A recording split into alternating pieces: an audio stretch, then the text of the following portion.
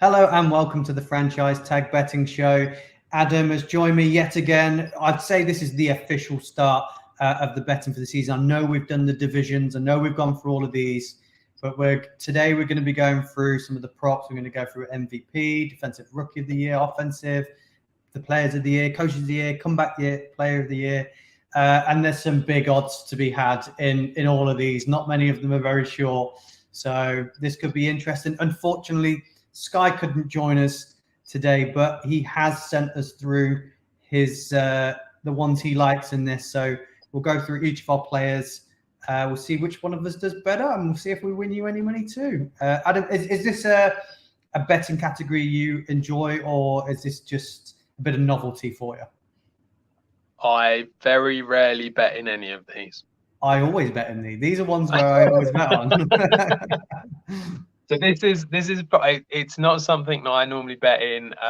It's been interesting trying to. It feels like it's just throwing a dart at the wall. It really does for a lot of this stuff. So yeah, it adds another level of, like the fantasy adds a level of like following the players that you've got on your team to see if they do well. When you've got this on, you then follow the players that you've got the money on, even if it's like, so you just home in on that one player going, he's going to do well this game.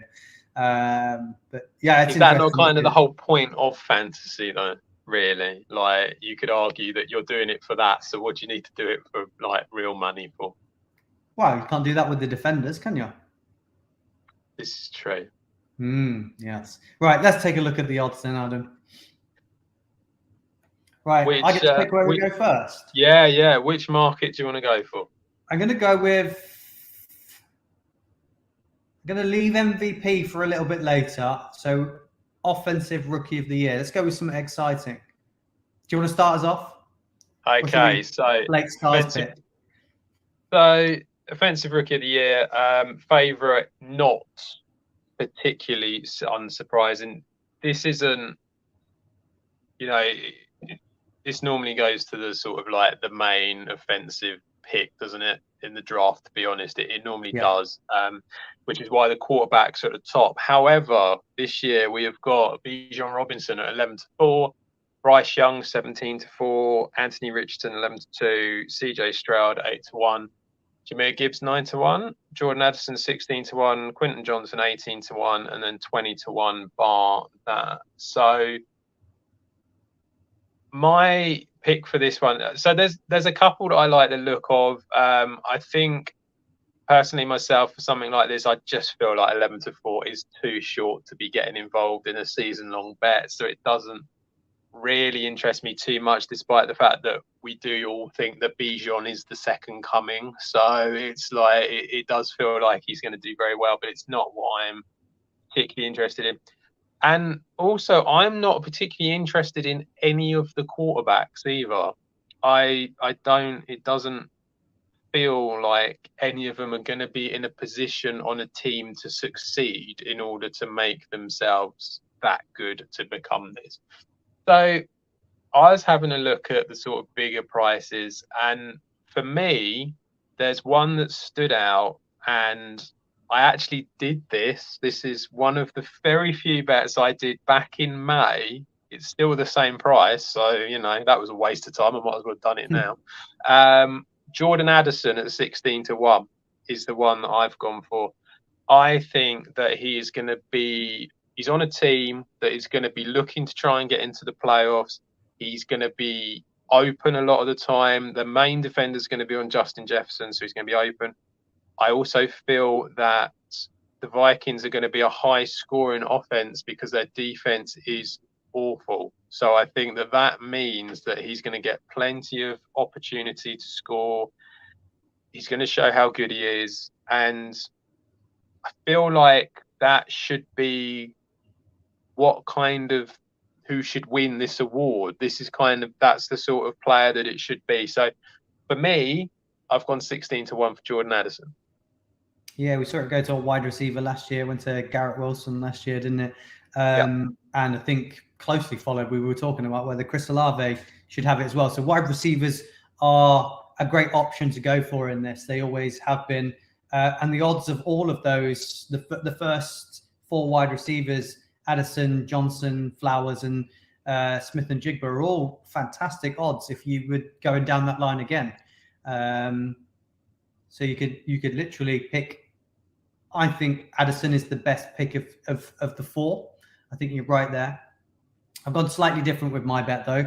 I think there's a guy in there that doesn't need to do loads to prove that he could be the best out of them, and that's Gibbs.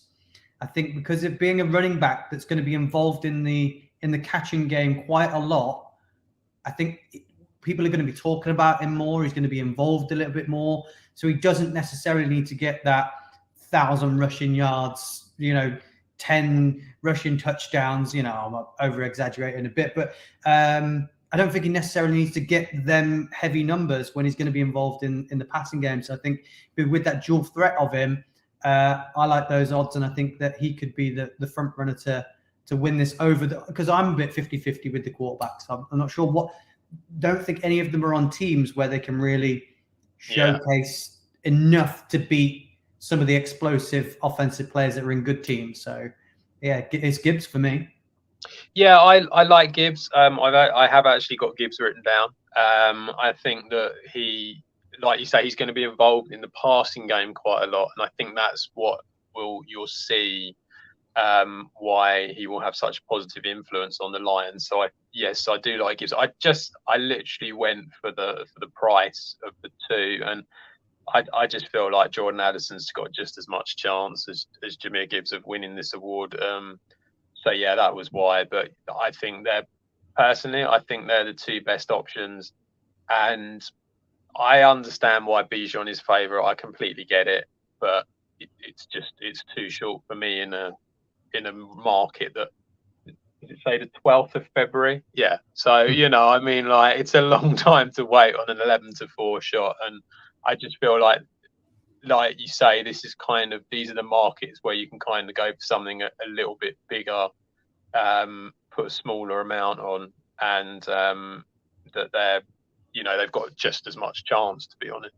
Yeah, you only need one of them to just show up a bit more than the others when it comes to this award, which is why I'm not sure on Bijan. I think he's going to be a great generational talent. I think he's going to be fantastic, but whether he comes flying out the blocks into the NFL and is fantastic his first year, I don't know. I still got a few question marks because of the team he's on. You're in the theory that he's going to see a heavy workload, so he's going to be involved a lot. But I think he's got to do loads to more than the others to win this. Now, if we go on to Sky's choice, Sky's gone down the same route as you. He's gone Quentin Johnson at 18-1. I think he's got to battle out 2 of the really, really talented wide receivers on his own team, whereas Addison is going to be wide receiver 2, isn't he? So I think that might be a stretch for Johnson over Addison. Yeah, there was the reason I didn't pick Johnson is mainly because of that. Obviously, like you say, you've got to go up against Keenan Allen and Mike Williams. Now, his logic is probably one of them will get injured, which is a fair enough assumption after the last few years. So I can kind of see where he's coming from. I think it's Addison and then Flowers. I think would be the second one, just because I think that he has got that opportunity straight away. I think you need to have that opportunity straight away to then create like a whole season worth of work in order to be able to get there. And I suppose that's probably why you're seeing Jackson Smith and Jigba's price has gone out, because it does feel like he's going to miss the first 3 or 4 games. So I think because of that, I get where he's coming from, but personally, I would be looking at Addison myself or Flowers in the receivers. Yeah, definitely. I don't really see anything else, actually. Like when you look further down, there isn't any massive price for anyone else. There wasn't anyone that really. Well, there is. Hang on one sec. Let's just go back onto it quickly. You really like, I think, Mingo, don't you? It's not so much that I really like Mingo. I think it's more a case of that he's going to get the opportunity straight away. But the problem is that he's going to be in a team that's not really going to do loads. So I think he will do enough for himself, as in to be relevant. But I don't think he will be able to do, especially come the second half of the season. I don't think he'll be doing the sort of things that Jordan Addison would be doing. And I've made it very clear that I really like Rashee Rice, who's 40-1. Now he's on the Kansas City Chiefs. We know Patrick Mahomes is going to be throwing the ball around. He's got a chance, hasn't he, to become? But that's the problem. But that's the problem. He's going to be throwing the ball around, and this is the issue. It's like, so the fact is that Kelsey's always going to be the number one read, and then it goes everywhere. And so no one's going to be able to create a big enough amount. And that's the problem with anyone from Kansas City, when it comes to fantasy and when it comes to this sort of thing. It's like you just cannot rely on these guys being that there is no number two. They don't exist in Kansas City. It's probably more likely to be Jerick McKinnon out of anyone. So, this is the problem. It's like it doesn't work. But yeah, so I mean, Mingo, I get it, but I just feel like it's not going to happen because the team he's on, Rice, I just don't see him getting enough. And you just look at the bigger prices, there's just nothing there, in my view. It's definitely a risk. It may be worth £2.50 at the most if you want to put it on, if they play for one of your teams. Let's move on to the defensive rookie of the year. Adam, stars off again. Who have you got? Yeah, so this one was, again, a difficult one. I was looking at... I've gone for someone a bit out there on this one. Maybe we've got the same player. I doubt it.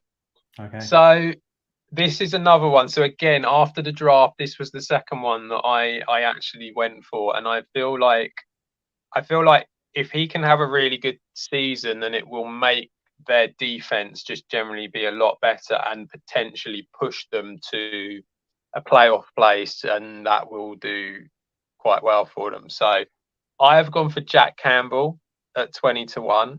I think that he's got a chance being that sort of linebacker who I really liked in college. Thought he did really well during the draft and everything with that. And the Lions took him in the first round. Now I know a lot of people sort of complained about their first round choices and who they took, but they obviously like this guy and they obviously think quite a lot of him, otherwise they wouldn't have done it. So I think because of that, he's going to be there from day one playing, and I just feel like he's got a chance in a defense that has been bad. If he can sort of make it that bit better, and when you think of like Hutchinson from last year, if that defense can suddenly become a lot better and he's the one who's in the middle, I feel like he's got a chance of doing something. The rest of them, I either felt they were either on teams that aren't really going to do much, or if they're on a team that is going to do quite a lot, it's already going to be argued that the team is the reason rather than them. So when you look at sort of like Jalen Carter at 13-2, he was the other one that I sort of wrote down because I sort of thought, well, actually, I think he's going to be pretty good. But the problem with Jalen Carter is that he's going to be on that Eagles defense. And as we saw, and I will say again on the defensive player of the year one, as we saw, Hassan Riddick had a great season last year and he didn't get anything for it because they basically came out and said it was the collective. And so I think that's the problem with these guys. That's kind of why I like the look of Jack Campbell. Yeah, I mean, I did the same as you. I looked through them all and thought, well, they're either sharing playing time with other fantastic players that are in a similar position, or, not on teams where I think they can do well enough for the numbers, which is why I really thought that Jack Campbell stood out and wrote one name down for this one and only put Jack Campbell, thinking Adam's not going to put Jack Campbell because he's a linebacker. But I do think he's got that chance because the Hutchinson's there. I think there's two to win this award. You either need to get a few interceptions or get a few sacks. That pretty much they're the two criteria for this. You could be fantastic every game, but if you don't do either of those things in your position, then it doesn't go to you. That's just the way it is, isn't it? So I think you've got to be. That's why you tend to look at edge rushers and cornerbacks. But I think Campbell's got a chance at both interceptions and sacks at the position he's going to be in a defense that we know is going to be fierce. We know that's what they do. They come to play. That defense does, and I really liked him as well. He was on my list for the Giants to take in the second round, but someone took a linebacker in the first one. We got Isaiah Simmons now, so it's all right. It's all good. So I'm a bit stumped at that one because I didn't think I'd be putting the same name as you. Well, I put the money on back in May, so you've just copied me. So don't that's the way it works. I'm seeing and I'm hearing a lot of good things about Banks at the Giants, but again, I think he's gonna. I'm not sure he's for cert. Definitely going to be on all the time. We've still got a couple of veterans that are pretty good, but yeah, I mean, let's take a set. Sky. I'm not so sure. Sky's gone Will Anderson, who's the favorite. Okay, so before you mentioned Sky, I was going to say I don't really get he's looked good in pre-season, hasn't he? That's what a lot of people have been saying.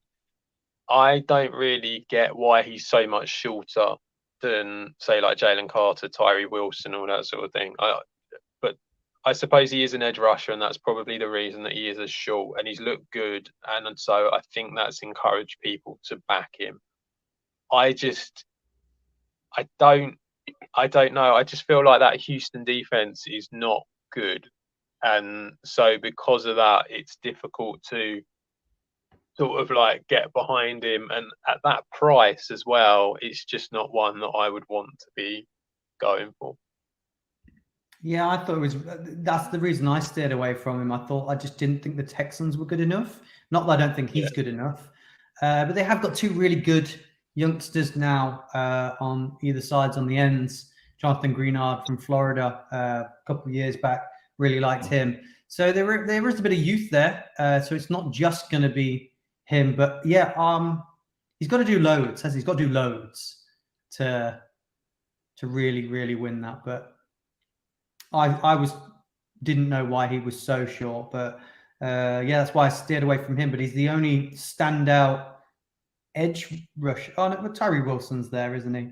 Yeah. As well, but yeah. The only other one, when you look at the prices of all of these, and he is a bit of a shorter price, which is why I wasn't too sure, but I do feel like they're going to have a good season, and so therefore he might be worth going for, is Devin Witherspoon for the Seahawks. You just sort of feel like the Seahawks are going to go quite far, so 8-1 I think is maybe worth a little look.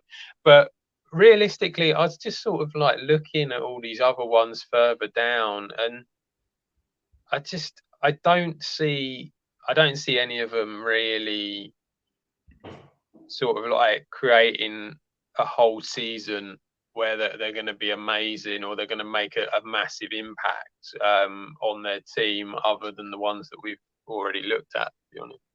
Yeah, I fully agree. I did and ah Brian Branch a little bit. But we liked him, didn't we? And the NFL didn't. But again, for him, it's just going to be where he finishes position-wise, whether they play him at safety or at corner.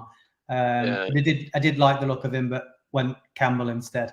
Right. Let's take a look at, as we've done it in that order already, Offensive Player of the Year. Right. So do you think it's going to be a wide receiver again? I would be surprised if it wasn't. I think McCaffrey is going to be the only one who might be. But Jamar Chase 12-1, along with Justin Jefferson at 12-1. McCaffrey 16-1, Chubb 16-1, Cooper Kupp, Tyreek Hill, Garrett Wilson all 20-1.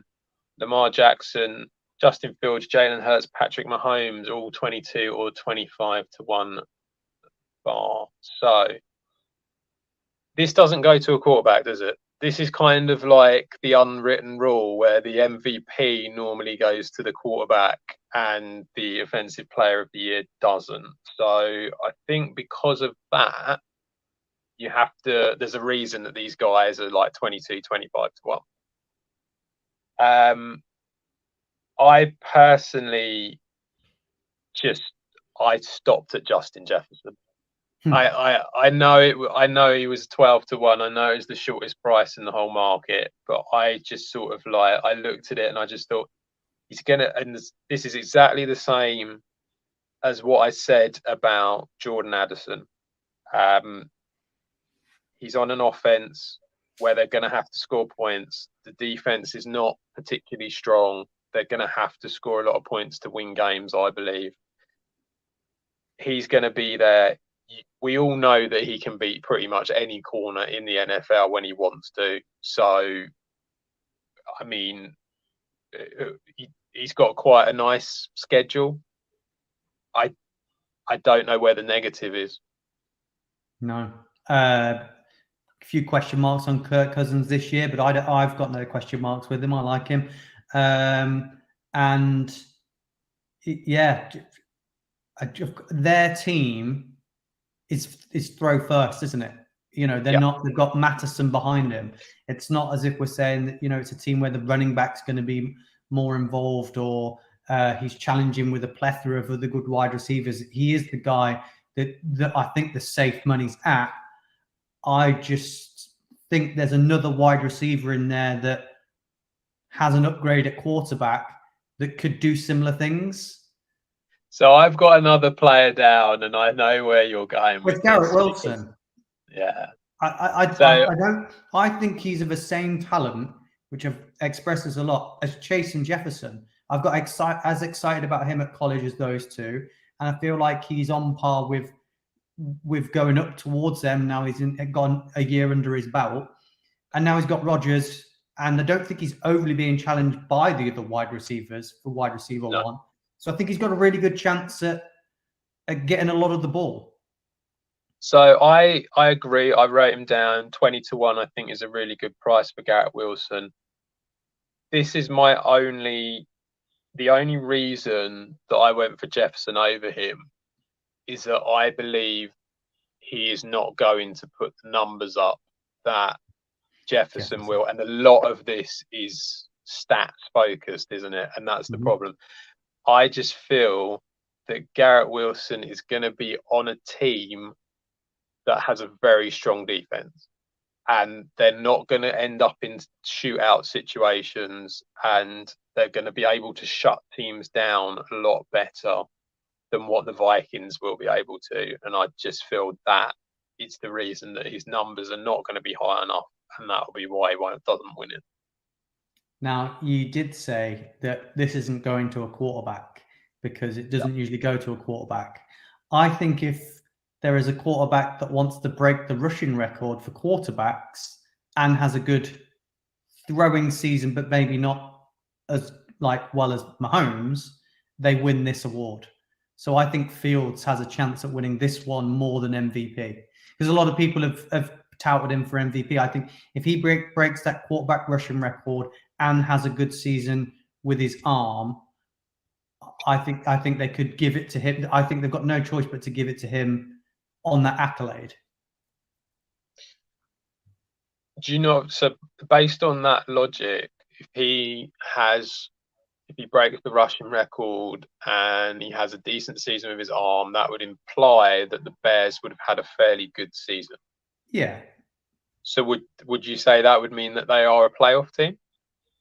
I think they are. I think they are good enough to qualify for the playoffs. No, I mean, so if he did that, would they be in the playoffs? Yeah, I think so. So therefore, I think he would be a strong candidate for MVP and not this award. I think he would be a strong candidate. That's why people are talking, because there's talks are that they don't need to finish on a massive record to qualify for the playoffs. You know, they could get through their division. based on their schedule. But I just think if Mahomes has another Mahomes season, or Hurts or Allen play to their quarterback potential and lead their teams to like a higher record to the playoffs, that's just going to go to them because they're the leader and that's what the MVP goes for. I think Fields might just have some really good stats and that might get him this one. I get your point. I just feel that there's a bit of an unwritten rule here that the quarterback doesn't get this award. And when was the last? I mean, you probably haven't got it with you, and I haven't got a clue. But when was the last time a quarterback won this award? We can have a look. If you, I'll tell you who Sky has gone for. You can talk about that, and I'll find last time a quarterback won it.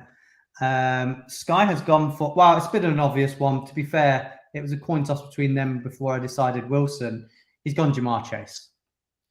Yeah. Now, I understand why he's done that, but I'm surprised they're both 12-1.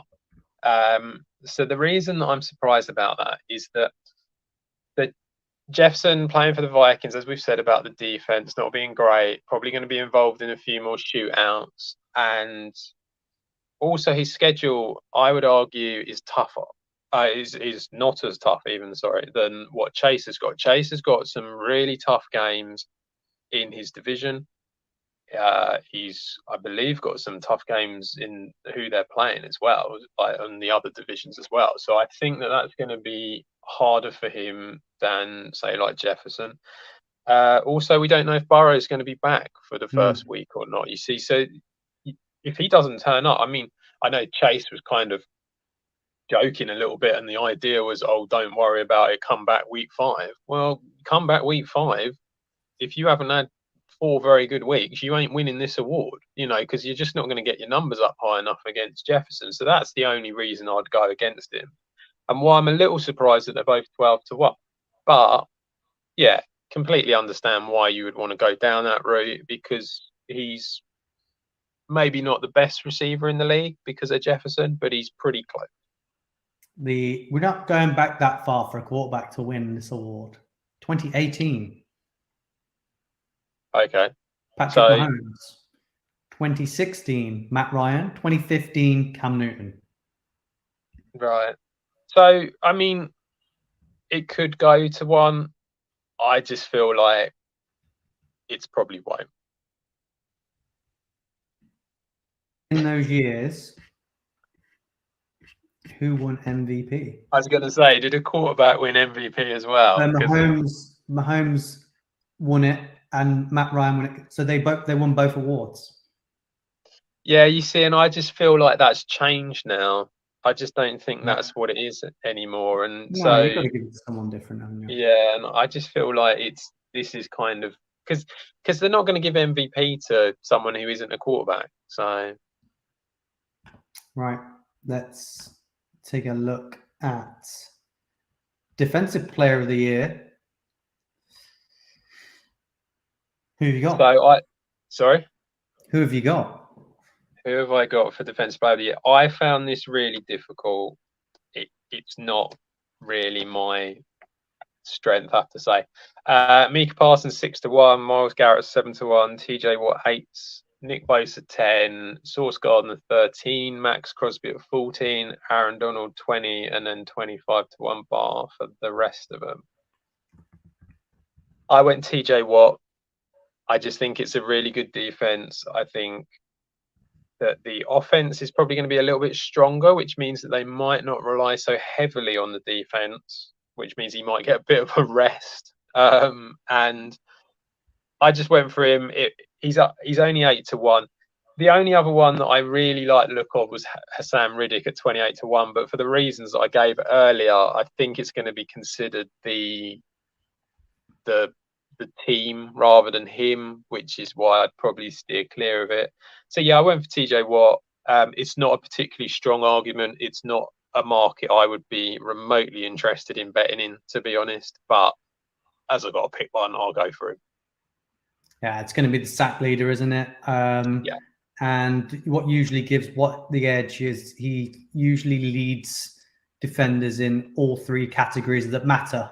as well as for an edge rusher. So funny enough, I went for TJ Watt. Another one where I only put one name down. So I fully agree. I think he's going to be the one. I think if he stays fit, he wins it easy. Strong defense. They've added some talent on it as well. But yeah, it's going to go to whichever one gets the most sacks, isn't it? Yeah, I mean that is how it's done. I'm a little surprised that he's 8 and that Myles Garrett is 7. That kind of surprised me a little bit. I completely get why Micah Parsons is favourite. Get that. As said before, Dan Campbell. I forgot the wrong name again. Come on, what is it? It's Dan Quinn. Dan Quinn. Dan Quinn's defense has been great at the Cowboys, and I don't see that changing. So, yeah, I completely get why he's favourite. As you said, it's going to be the sack leader, so I don't see Sauce Gardner really getting involved in this one. I think the 49ers will take a little bit of a step back, and I can't believe anyone's backing Max Crosby because that Raiders defense is not going to be doing much for you. Yeah, TJ Watt for me.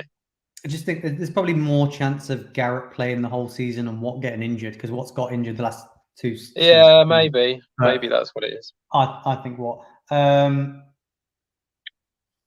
Sky's gone Nick Bosa, so yeah, I mean, it's just a personal thing where I think that the 49ers defense will step back a little bit, but I completely understand it. He won it last year, didn't he? I think he did. Yes. I might be wrong. I think he did. So I get it. It's a slightly bigger price, but again, like I say, not really something that I'd be getting too involved in, really.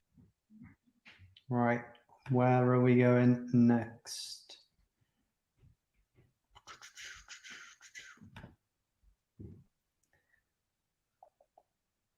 Comeback player of the year? Yeah, we can do comeback player of the year. I mean, I'm guessing you've looked at the odds of this. I have. It looks like if Damar Hamlin plays a game, then he's won it. Yeah. Yeah.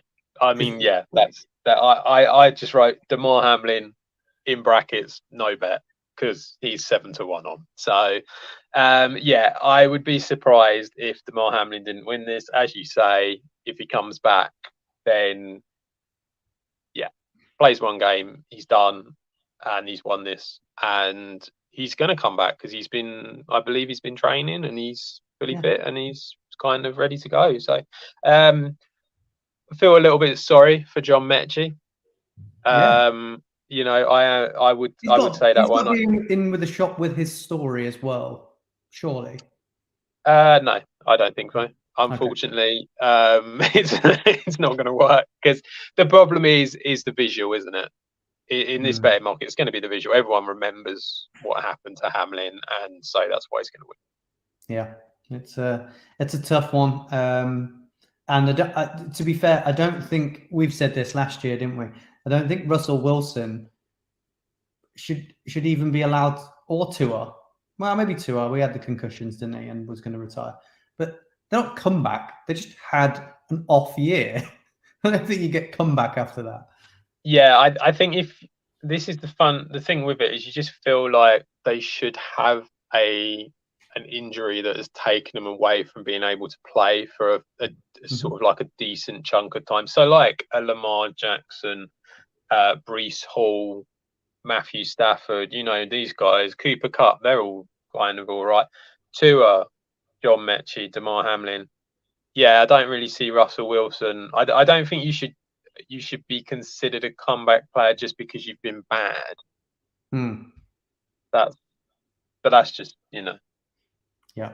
It's like Trey Lance is in it. It's like, really? Yeah, what's he coming back from? Never starting. Coach of the year. I think there's some really good odds here, and you can really. I'm just quickly. I'm going to assume that Sky went for Damar Hamlin as well. Yeah, so I'll just tell you what he put actually for that. He put obvious Damar Hamlin. He put, but if it is going to go to anybody else, Baker Mayfield.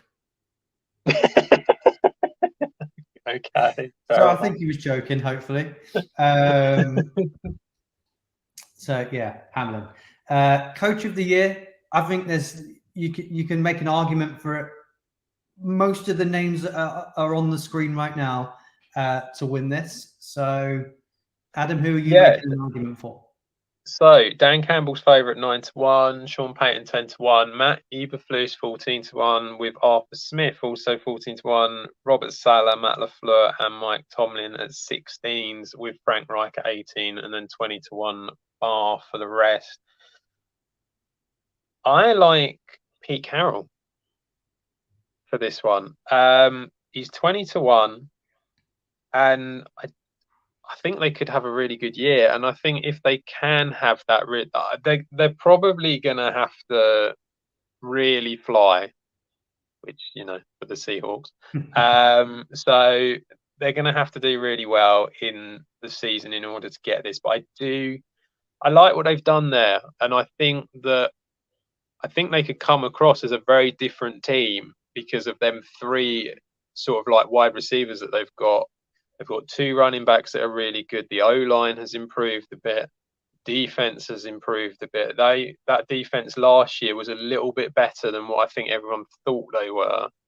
I really like him at 20-1. I think he's got a very good chance of winning it. And then the only other one, and I feel like he would have to do something similar, but I don't think he's going to quite get there, was Doug Peterson. That was the other one that I kind of like the look of at 20-1. But out of the two, Pete Carroll was the one that I liked the most. Two names that were thrown about last year for it. So, they only need to go a little bit better than last year and they'll be in with a shout again. Well, isn't this all done on the season? I don't think the playoffs get included, do they? In this, See, I think if Pete Carroll can win the NFC West and have a really almost like a 12-5, 13-4 type of record, I think that would be enough. Personally, I've got two for this as well. My first one was Robert Sala. I think if they win their division, he wins that easy. Do you think you say that though, but this is the thing that Matt LaFleur has had for the last 3 years. So everyone's come out and gone, "Oh, Matt LaFleur's doing really well." No, it's just that Aaron Rodgers has rocked up. No, I think he deserves it. What he's done there as well. I think if he can go better and if he can win that division, he's in with a chance at 16th. My other one was Matt Eberflus. I think when you talk coach of the year, you don't necessarily, your team doesn't have to be the best team of everybody in the league. We're not giving it to Andy Reid every year, are we? So I think the turnaround from what the Bears were last year and what they could be this year is going to be such a big turnaround that they're going to be saying it's Eberflus that's done this. So I think at 14-1, I think if he gets them into the playoffs, he's got a shout at winning this award. Yeah, I don't think so. I get what you mean, but if you look back, see when you said that, I just thought I'll have a look and see who's won it in previous years. So, because am I right that Brian Daboll won it last year? Yeah, because he's the best. Look what he did. Yeah. So Brian Daboll won it last year. Now, he was 9-7-1. If you go back the next... Okay, I'll get there eventually. Okay. 1990 was the last time that a team didn't have double-digit wins for the coach of the year. But if you look at them as well, though, they weren't the coach of the team that were the favourites and were the strongest team. I understand that, but what I mean is that the team has to do well. Yeah, well, overachieve, I think. I don't think it just. I think it's overachieve. Yeah, I suppose it is overachieving when you look at the people who have won it and when they've won it. But it just feels like you have to have a team that's going to hit.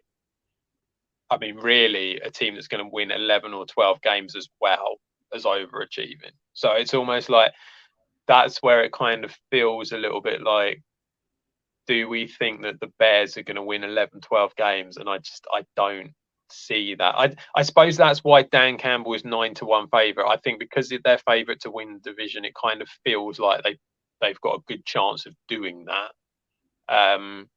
And that's kind of why I like Pete Carroll a little bit, because I think they've got a very good chance of doing that.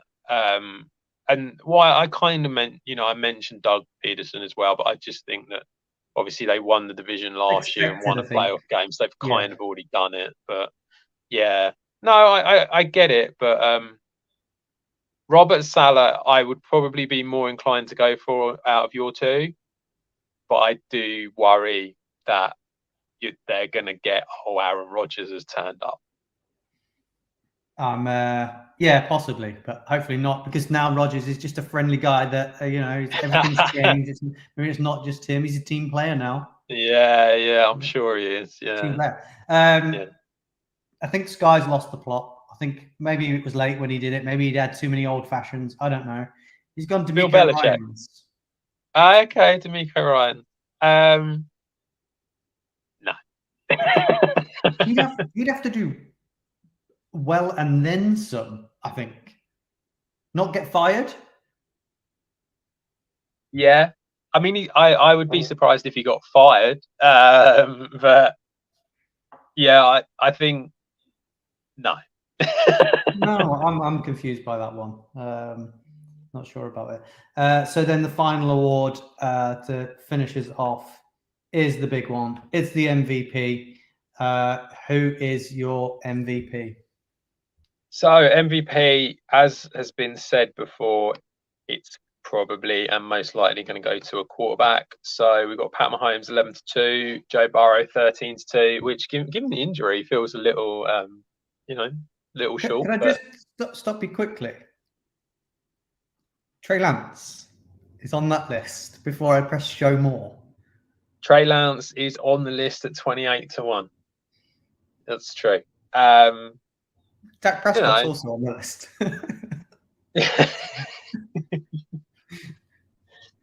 Josh Allen is 15-2, Justin Herbert 11, Jalen Hurts 12, Lamar Jackson 14, Rodgers and Lawrence at 16, 20-1 bar them. I know what Sky has put, and this isn't going to be particularly great for you because I've put the same two as what Sky has put. So I put Justin. So I put Justin Herbert 11-1. Now the reason behind this is I think they are going to be more passing than what they were already, and with Kellen Moore there, and I just think that he is going to put up some serious stats that if they have a decent season, I don't actually think they have to win their division. I think they could go for like an 11-5, and he puts up some serious numbers, and that would be enough for him to win this. So 11-1, and really for the same reason, and also a little bit because of him coming back from injury. Lamar Jackson at 14-1. Todd Monken, their new offensive coordinator, likes to throw the ball a lot more. There's going to be less rushing. There's going to be more passing. He's got some weapons now as well, and Mark Andrews is there. I think that if he can put up some decent passing numbers as well as the rushing numbers as well, and they go and win the division, which they could possibly do, then I think that's another one that's a very good chance of winning. My first name I put on my list was Lamar Jackson. So all three of us are hot on Lamar Jackson. Yeah, I think they're going to be sneaky good. I really like what they're doing. I think if he stays healthy, he's going to be better than he has been previously. So, and we've seen him win it. So he can go back and win it again. And my other name is someone that's previously won it not that long ago. It's Aaron Rodgers. Well, if Aaron Rodgers wins it, then I can assure you that Robert Saleh will not be coach of the year. Well, at least one of my bets is coming in then. Yeah, I don't think he's got to do loads to be in the conversation to winning this. I think he's just got to have a really good season. He's got the chance of having really good numbers with the team he's on. They've given him everything he can. They've given him a lot of toys. So I think he's got a chance at it. Or do we just? He's a decent price as well. Yeah. At 16 to 1, it's a decent price to be going for someone who's won it. Like what he didn't win it last year, but he won it the 2 years before that. Yeah. So yeah, I mean, he's a very good price, and as you say, they should be there or thereabouts. I know this is like, this kind of goes against what I'm saying with Justin Herbert. I do wonder if there is an element of not winning the division. Mm-hmm. I think if they win that division, and they have like I said, and we said in the AFC East preview, if they can go 3-3 in them first 6 games, and then the rest of it, they've got very, very good chances, especially for a team that would have started to gel a bit more and stuff like that.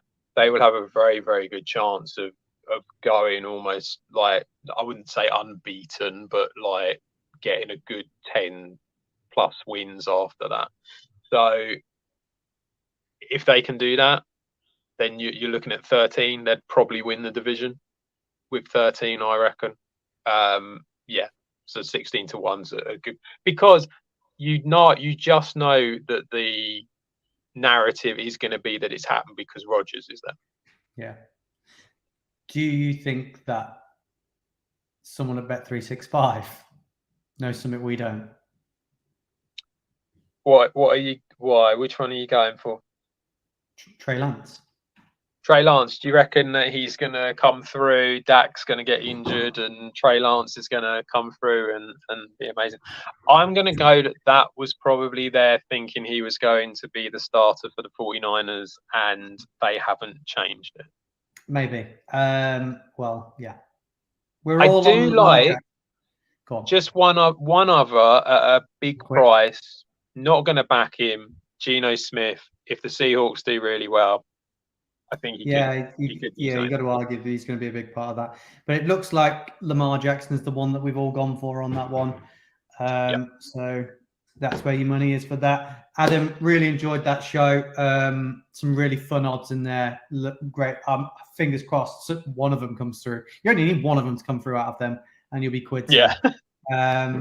Thanks for joining me. We'll be back throughout the season, giving you all the odds and running a little tally between us all. Until then, guys, thank you for joining, and goodbye.